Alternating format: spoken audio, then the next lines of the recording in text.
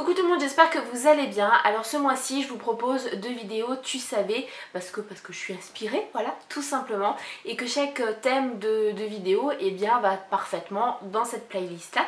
Donc aujourd'hui concrètement de quoi on va parler? On va parler des raisons, du pourquoi, du comment.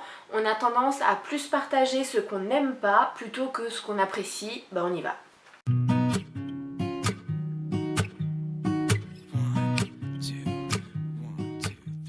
Alors pour préparer cette vidéo, j'ai fait des recherches sur internet et j'ai sondé aussi autour de moi, donc c'était un petit peu le travail d'une vidéo chute c'est tabou, mais c'est très compliqué en fait de mettre des points, des mots sur le pourquoi du comment. On a tendance à plus partager sur les réseaux sociaux et même de vive voix des choses qu'on n'aime pas plutôt que des choses qu'on aime. C'est vraiment très compliqué, donc je me suis dit que c'était peut-être instinctif, que c'était peut-être automatique en fait tout simplement pour l'être humain, et j'avais pas si tort que ça puisque vous allez voir le cerveau y est pour beaucoup. Alors dans cette vidéo je vais parler forcément du partage sur les réseaux sociaux, quand on partage quelque chose, que ce soit un article, des photos, des vidéos, des chaînes YouTube, etc. mais également dans la vie de tous les jours, quand on rencontre quelqu'un, durant une soirée, etc.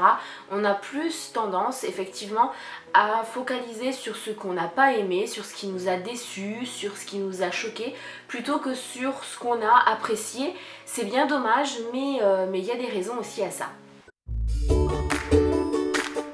La première raison que j'ai notée, c'est la peur du jugement. Effectivement, je pense on doit avoir peur d'être jugé, d'avoir des idées positives, parce que on est plus dans une spirale négative où rien ne va, où il faut être morose, où on n'a pas le droit d'être heureux tout simplement. Donc je pense que la peur du jugement y est pour quelque chose. Et puis il y a aussi la peur d'en faire trop et du coup d'avoir peur de mettre mal à l'aise. Ce sont deux points que j'avais notés différemment mais qui se rejoignent très bien. En général, quand on dit qu'on aime ou qu'on n'aime pas, on a tendance à expliquer pourquoi on aime ou pourquoi on n'aime pas.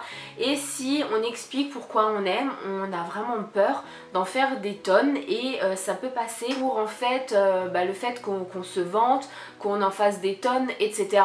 Et donc ça c'est plutôt mal perçu par la société.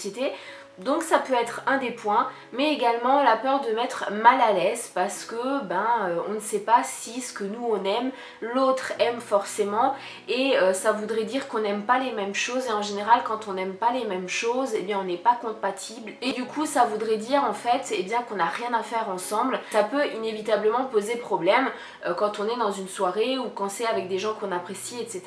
Sur les réseaux également, mais c'est vrai que là ce point là il est quand même plus axé par rapport aux personnes et aux avis qu'on donne quand on a la personne en face de soi. Alors je vous avais dit que le cerveau y est pour quelque chose. J'ai fait des recherches et j'ai trouvé une étude qui m'a laissé sur le cul tout simplement, puisqu'il y a eu une étude qui a été réalisée aux États-Unis par des chercheurs et sur des centaines et des centaines et des centaines de personnes. Et en fait ils ont constaté, donc après avoir fait des tests sur ces centaines de personnes, que lorsqu'on a des émotions négatives, des pensées négatives, des reproches, etc., pas forcément des idées noires, mais quand on n'aime pas quelque chose par rapport à des images que ces personnes ont vues, etc., c'est l'amygdale qui est en pleine ébullition et qui fonctionne beaucoup plus. Alors l'amygdale c'est quoi? C'est une partie du cerveau qui gère en fait nos émotions, voilà, tout simplement. Et donc c'est assez intéressant de se dire que la partie qui gère nos émotions est beaucoup plus active et réagit beaucoup plus, travaille beaucoup plus lorsque on a des pensées négatives que des pensées positives. Et ça m'a amené aux conclusions suivantes, que puisque l'amygdale fonctionne beaucoup plus et donc nous stimule beaucoup plus quand on a quelque chose de négatif, on a forcément ce besoin d'être constamment stimulé, de ne pas être inerte, et donc du coup inconsciemment on se rend compte que le fait de penser des choses négatives, d'avoir des avis négatifs, ça nous stimule plus. On a le besoin de stimulation, donc forcément on va plus axer sur ce qui est négatif plutôt que ce qui est positif, puisque ce qui est positif nous stimule beaucoup moins. Et ça peut être paradoxal parce que si on se pose la question sans avoir pris connaissance de cette étude, on peut dire que ce qui est positif nous stimulerait plus, nous donnerait plus envie d'avancer, nous procurerait beaucoup plus de plaisir. Et apparemment non. Alors est-ce que l'humain est définitivement mauvais et a un fond mauvais? J'aimerais bien vous dire que non, que l'humain est est un être vivant qui est profondément positif, etc. Mais j'ai fait un article cette semaine, donc je vous mettrai le lien, où je vous explique en fait la différence entre l'humain, l'être humain en général, et comment moi je me qualifie. Moi je me qualifie plus comme une humaine déchue parce que tout simplement parce que j'ai tendance en fait à me dire que l'humain est profondément mauvais et que tout est fait pour qu'il soit de plus en plus mauvais. Là on a la preuve encore avec l'amygdale, donc cette partie du cerveau qui nous stimule à avoir des pensées négatives. Donc du coup, c'est un petit peu normal qu'autour de nous, il y a de moins en moins de personnes qui ont un bon fond. Et puis ce qui est sûr, c'est que c'est aussi plus compliqué pour l'être humain de trouver des choses positives, d'avoir un but positif ou dans une conversation de trouver vraiment quelque chose qui lui a fait plaisir plutôt que d'axer sur un point qui est négatif. Un exemple tout bête, quand vous avez un repas entre des amis ou quand vous allez boire un café, etc. Et bien en général, ce qui revient immédiatement, c'est l'actualité, et il faut dire que l'activité est vraiment très rarement positive.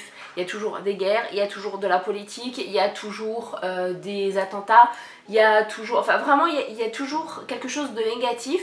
Donc même si on aimerait partager que du positif, inévitablement il y a du négatif qui arrive dans la conversation. Donc c'est ce qui me fait dire qu'on a beaucoup plus de mal à trouver quelque chose de positif. Puis un autre exemple, en général quand il y a quelque chose qui ne va pas trop bien dans notre vie, dans notre journée, même si c'est un petit grain de sable, on a tendance à tout voir en noir plutôt que d'essayer à positiver, de se dire bon c'est pas grave mais ça va être positif, la journée va être positive, ça va quand même aller, etc. Faut avouer qu'on a quand même plus tendance à voir le verre à moitié vide plutôt qu'à moitié plein. Alors moi je fais vraiment tout depuis des années, vraiment c'est pas facile, mais je fais vraiment tout pour essayer de trouver toujours quelque chose de positif dans la journée. Le soir j'essaye de me dire, quand je vais au lit, de me dire ça a été une journée plutôt pas mal, ça a été une journée fatigante, mais il y a eu ça, ça et ça qui a été positif. Ce sont des choses peut-être totalement futile, mais voilà, ça fait du bien de se coucher sur quelque chose de positif. Alors un exemple tout bête, ça peut être un repas que j'ai beaucoup apprécié, ça peut être le fait que j'ai fait un gâteau et que j'ai vu que mes hommes étaient heureux, ça a pu être une série, vraiment trouver des choses positives et franchement ça fait du bien, mais c'est vrai que c'est pas facile. Alors il faut dire aussi que la société, que les médias, que la télé, que les journaux, que l'actualité, etc. ne nous aident absolument pas à être positifs et nous incitent même à partager beaucoup plus ce qu'on n'aime pas parce qu'il y a de la violence partout, mais vraiment partout. Donc comment voulez-vous être positif, comment voulez-vous être serein quand autour de vous, il n'y a que du négatif. Je pense aussi que partager ce qu'on aime peut être perçu comme une faiblesse parce que l'autre personne, si elle est mal intentionnée, elle va pouvoir se dire ça c'est un point faible qu'elle a puisque elle aime beaucoup ça et quand j'aurai besoin de manipuler cette personne, etc. je vais vraiment appuyer là-dessus. Bon là je schématise, mais c'est vrai que ça peut vraiment être perçu comme un point faible. Je vais finir cette vidéo juste en m'axant plus sur les réseaux sociaux, notamment YouTube, Facebook, Instagram, etc. Et encore Instagram c'est en général des photos positives, mais c'est vrai que YouTube on partage souvent ce qu'on n'aime pas et on le relaie sur Facebook. J'ai envie de vous dire que si c'est pas quelque chose en fait qui peut informer on va dire les autres, donc quelque part qu'il y ait quelque chose de positif, ça n'a aucun intérêt de partager quelque chose qui est négatif. Je prends un exemple, si vous n'aimez pas une vidéo, si vous n'aimez pas le sujet d'une vidéo, si vous n'aimez pas une youtubeuse ou un youtubeur, je vois pas l'intérêt de partager pour dire voilà moi j'ai pas aimé ce qu'elle a fait. Ça va apporter quoi? On va juste savoir que vous n'avez pas aimé ce que la personne a fait. C'est tout, ça va rien apporter vraiment de constructif aux autres personnes qui vont voir votre partage. Donc moi je pense qu'il faut tout simplement éviter. Alors bien sûr sous les vidéos il y a les pouces rouges, il y a les pouces bleus. Alors là ça donne, c'est vrai, un indicatif sur le nombre de personnes qui aiment et le nombre de personnes qui n'aiment pas, même si tout le monde ne donne pas forcément son avis. Mais les partages sont quand même beaucoup plus important, j'ai envie de dire, parce que vous avez envie vraiment de partager, d'échanger avec les autres et surtout de donner votre point de vue aux autres, de dire voilà moi j'ai beaucoup aimé ça, regarde c'est plutôt sympa. Et je trouve que c'est même une réaction qui peut montrer en fait une certaine force de caractère, de dire bah moi j'aime ça et je te le montre. Je vais pas être faible entre guillemets et laisser mon amygdale, donc ma partie du cerveau, gérer tout ça, et non, j'ai décidé d'assumer ce que j'aime et je te le montre. Alors, ça peut paraître idiot pour certaines personnes de dire oui mais pourquoi je partage, c'est bon, j'ai mis un pouce bleu ou j'ai mis un commentaire, etc. Mais ça apporte quand même un énorme plus. Pour vous c'est peut-être rien, mais pour le youtubeur ou la youtubeuse c'est énorme, tout simplement parce que en partageant vous allez donner la possibilité à d'autres personnes effectivement aussi peut-être de découvrir la personne, de découvrir ce qu'elle propose, etc.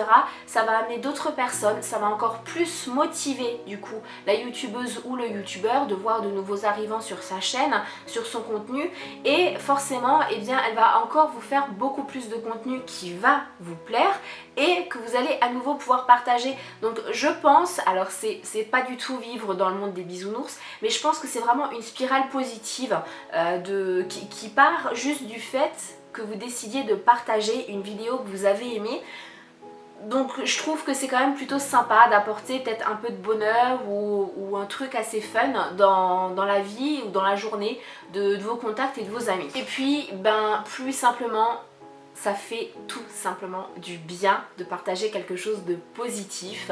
Il n'y a qu'à voir que quand vous partagez quelque chose, une image ou une vidéo drôle, et ben en général vous voyez en commentaire des morts de rire, pétés de rire, ou j'ai bien rigolé, etc. Et donc bah, inconsciemment vous avez de la satisfaction parce que vous avez apporté du bonheur à vos contacts. Et en partageant une vidéo YouTube que vous avez aimée, bah, c'est tout simplement ce que vous allez également faire. Vous allez donner peut-être le sourire à votre entourage. Alors c'est pas forcément uniquement partager des vidéos super positives ou super drôles, mais ça peut être aussi partager un contenu que vous avez aimé parce qu'il a été intéressant, parce qu'il vous a apporté ou appris plusieurs choses. Ça peut être également ça. C'est vraiment pas destiné juste aux vidéos humour, etc. C'est à toutes les chaînes, à tous les contenus. Tant que c'est positif, ça ne peut vous apporter que du positif parce que tôt ou tard, eh bien ça va vous revenir dessus et ça va être encore plus du positif. Donc eh bien j'ai juste envie de vous dire, eh bien partagez. Je le dis souvent à la fin de mes vidéos, si vous avez aimé, mettez un petit pouce bleu. Si vous n'avez pas aimé, bah, mettez un pouce rouge pour que je le sache également. Si vous avez le temps, commentez, et puis bah là ça va prendre encore plus tout son sens par rapport au sujet de cette vidéo. Si vous avez aimé la vidéo, partagez-la sur les réseaux, ça pourra peut-être eh bien faire découvrir des choses à votre entourage. Voilà, j'espère que le sujet vous aura plu. Jusqu'à la prochaine vidéo, je vous fais plein de bisous et surtout allez-y, foncez parce que là, eh bien, il ne vous reste plus que quelques jours pour participer à mon concours. Il y a 2 lots à gagner, beaucoup de make-up, beaucoup de produits, donc vraiment allez-y, foncez, n'attendez pas. Je vous aime.